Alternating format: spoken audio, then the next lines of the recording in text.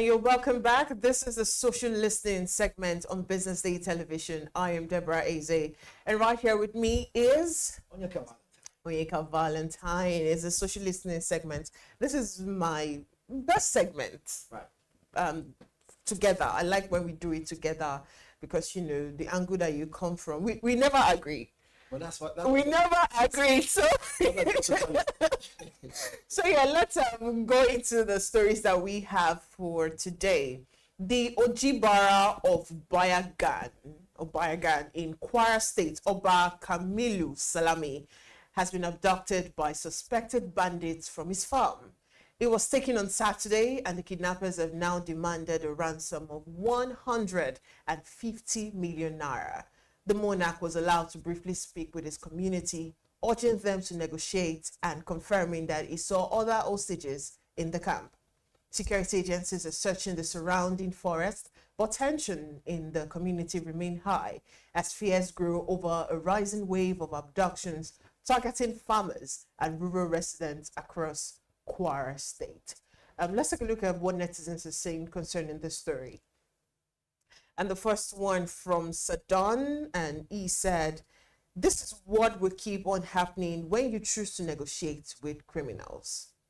Another one from Isabello, and he said, "The Nigerian security went there and did nothing about the kidnappers. They only collected the escaped victims. Now the traditional ruler has been taken away. Nigerian security, I think you should just telephone the kidnappers to release the traditional ruler. Who is deceiving who?" Another one from Truly Niger, and he said the president, governor, chairman of that local government has failed in their oath. They have destroyed opposition parties so that no one will criticize the failure of the government. The government in Kwara State has failed woefully. Another one from Adunola, and she said, "Another day, another painful reminder of how unsafe our communities have become. When a traditional ruler can be abducted in broad daylight, what hope do ordinary citizens have? How long will this insecurity be allowed to deepen before decisive action is taken?" This is it's really sad that every time that we come to talk about political issues, economical issues, and even social issues, we are actually faced with kidnappers, insecurity in the whole sector. Like I said, the audacity of these people, it keeps getting bigger, because now it's to, if I can kidnap your monarch, the ruler in your kingdom, it simply means nobody there is untouchable. And I think that is the message they're trying to pass across. We kidnap the ordinary citizens, you think we are joking, right? Wait till we actually get to the ruler. And it's, like I said, the church is a place that is untouchable. Rulers, that's the chiefs, even as down to the chiefs, they're untouchable. Not to talk of the monarch of a community, you having to, and the ridiculous amount of 150 million naira. I have 150 million, he has 150 million naira, and he's the monarch in a small village in Kwara State. Man, this is really sad. What do you think about it?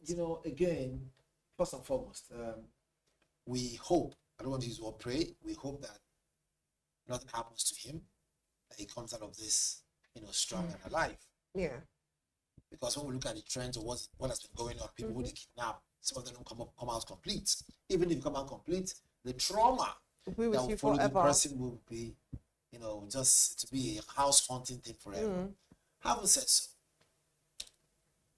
when we had the opportunity to nip this thing in the bud, we were rather playing, what children would call tete. Those who understand this thing growing up in the 80s and the 70s. It is something that is so worrisome. Because when you think about, like you rightly said, when you think about it, right, if they can go for monarchs and succeed, they are sending a very strong message to ordinary people that, look, you guys don't even stand a chance. And so, which brings me to my next, line of conversation, which I've been hammering on since. If anybody pays that money, 100 and something million naira, to be a slap on our face. And if the money is going to come from government coffers, it will be a bigger slap. Because it simply means one thing. We are waiting for calamity to happen, so we will not be responsive is supposed to be responsive or will not respond to it, whatever grammar one you use to qualify this. How come we cannot carve out a budget in that same state and say, look, we want to make sure we rig different electricity poles with cameras, like I said before. Also, how much are trackers? How much was tracker? How much of the tracking device? How much does it cost? Can we say that, look, we know they kidnap the person, they will take the phone from the person.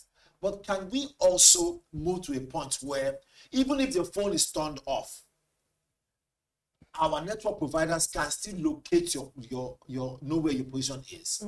Because if they take the phone from the person, they're not going to probably take the phone away from that location where the person's been held. So again, I think our telecommunication ministry and tech ministry, they need to do better. Can they simply sit these telecoms one-on-one and say, look, guys, we know you are the network providers. Can you give us real-time data even when the phone is off? Is this possible? If they say no, then can we begin to say those who sell, because it's a serious matter we're dealing with now, this banditry issue, it's not going to go away anytime soon.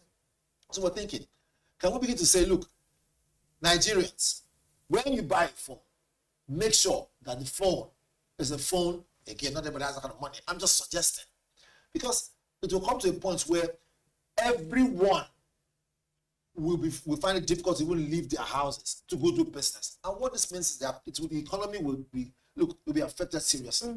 Imagine, like they say, we hope it never happens, but imagine if it is in Lagos State, where is the commercial hub for Nigeria. So we hope. You know, the look of things. We hope it never happens, but imagine if we have to look over our shoulders every time we leave the house. You go to work, you look over your shoulders because you don't know where the next kidnapper or the next bandit will come out from. Target you. Which means that we'll be forced to be far more tech savvy. Those in the villages now, like we're just reporting now that the ruler got kidnapped. They asked for 120 million naira. I'm saying, truth be told, can we learn very quickly from all these things? It would be unfortunate if money is paid and we come back and sit back waiting for the next issue. Come on, can we learn very quickly? Right.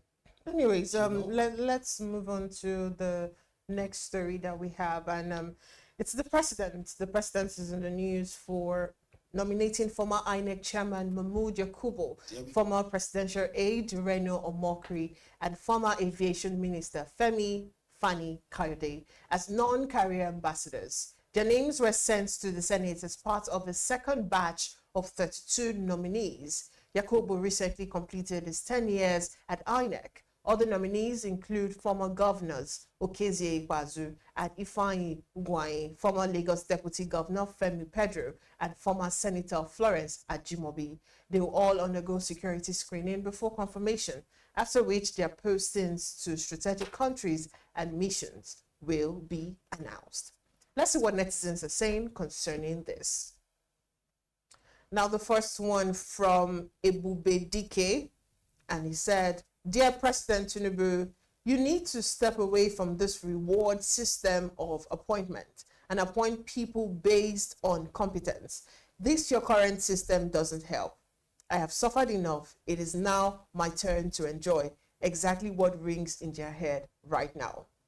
Another one from Boxy, and he said, "Tinubu's new ambassadorial nominees are giving strong family meeting vibes. At this point, I'm convinced the only qualification needed is knowing someone who knows someone that once greeted someone." Another one from Shei, and I said, "If you still don't understand what happened in 2023, this is it. An immediate past chairman of INEC has been given a political appointment alongside some other people with highly questionable character." And that one from Val Mary, and she said, "Mahmood Yakubu is rewarded for rigging Tinubu into power. Reno Omokri is rewarded for insulting the Igbos and Peter Obi. FFK is rewarded because of being labile. And Ezeh is rewarded because of looting and destroying Abia State. Tinubu is demonstrating to all the crooks in Nigeria that they have his backs." Well, very quickly, let me respond to the last comment there. As much as this person is very, is responding from an angle of, well, you want to call it his or own thoughts, thought, because it's important that we also mention these things too. However, I don't think the president is rewarding people based on the bad things they've done or the shortcomings that they have. We'll never know again. but to be honest, again, he is the CNC, Commander in Chief, and if you look at it, it falls within his own scope of put it this way, within the ambience of his power to now say, I want this person or I don't want that person, or I nominate this person, as the case may be. Remember, he's the president, and as the president, you are highly regarded. He is the father of our nation, right? So when someone says, I appoint this person for some certain reason, can we also think and say, even though this person has been in the news in the past or presently for some things that they don't really go well with us, can we say, is there something else that we are good for? Okay, so I'm not going to speak for any other person. You know why? Reno, I believe that Reno is like every other human and is entitled to his opinion about things, whether or not he's speaking from two sides of his mouth. I see Reno as that. When people attack him, like, he's entitled to whatever he thinks. But you say, okay, Bazu. I was copying there. No, he's not known for anything. And this is a part of me is from Abia State, so I know what I'm talking about. He's not known for anything rather than making Abia State what it was before Alex Oti actually came in. So what good does he want to now, show for us? Or is it FFK? You should be worried. You know why? I'm sorry to cut you. I think the president should be worried because, in my opinion, he appointed people who are not stable. Today, whatever government actually comes in, they are there to support. And I think that's not how it should be. Even though it's politics, there are people who they would prove to you that, see, this is bad, though, but you start second guessing how good it looks. I think those are the kind of people you should actually have to pull through. And not people like FFK. My apologies, but for Reno is not stable. I don't think he is. From his opinions that he puts out there, it's from people's opinions you get to know what's in their mind, and not even actions. I feel like it's more of opinions. When you actually have opinion on certain things, I can easily deduce the kind of person that you are. You get. So I think for FFK, it's very. I would not put somebody who doesn't really.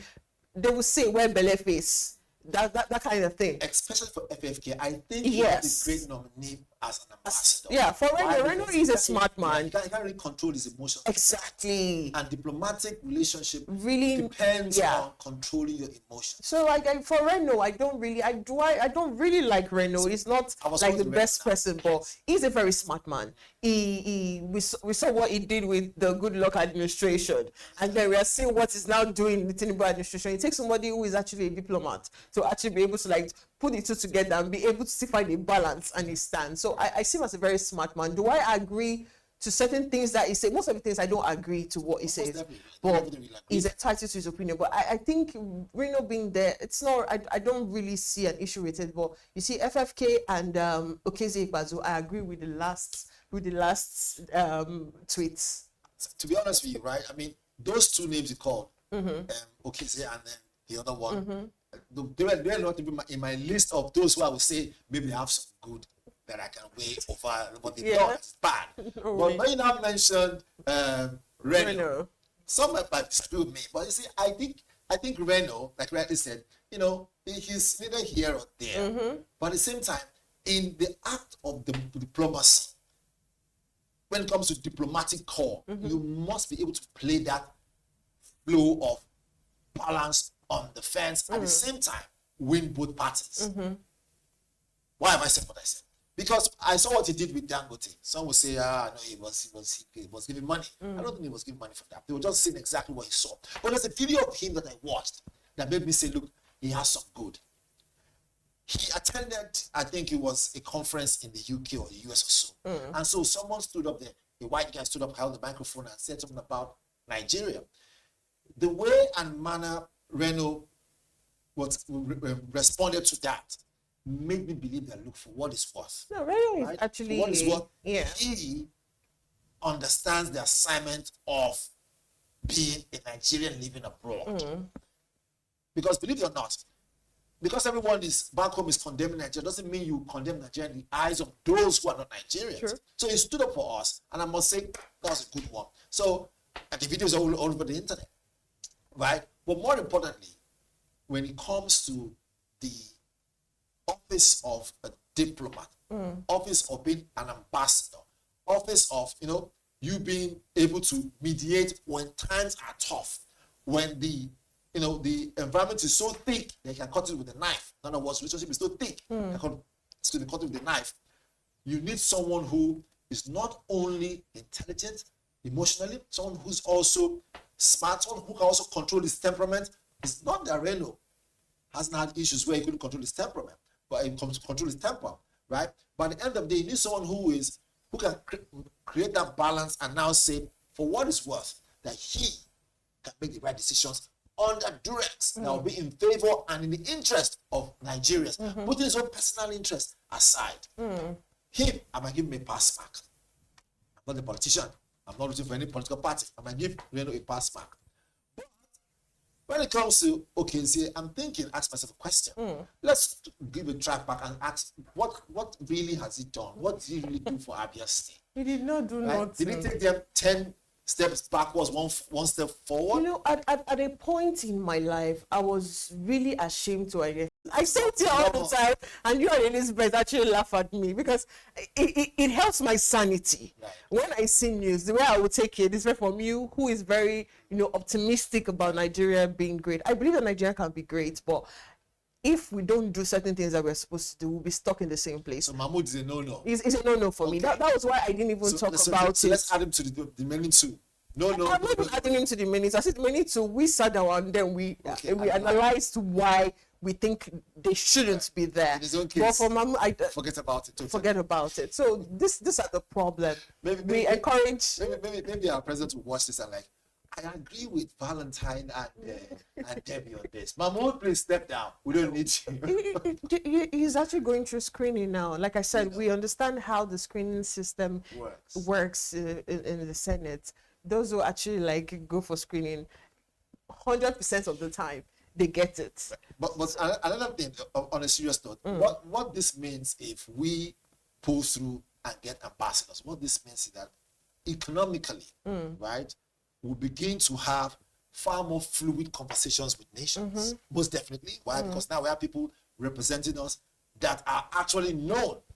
And we have less of our president traveling for every summit, traveling for every, international convention, or whenever someone says, hey, we are coming to invade your country, guns blazing, and all that stuff. You will not be worried much, because then we have, people who will negotiate, or put this, people who will solicit on his behalf, which is a good thing. And of course, less presidential travel means less money being spent. That one can put it our economy to grow our nation. Yeah. All right. I just think like a businessman. But yeah. The part where you come from is really a very thoughtful part. But that's all we have for you on Social Listening today. We followed the unfolding situation in Kwara, the latest from the Ambassadorial nominations. Right. We get to see how that would unfold. My name is Deborah Ezeh. I am Onyeka Valentine. And join us again tomorrow on Business Day Television. Do have yourself a beautiful morning.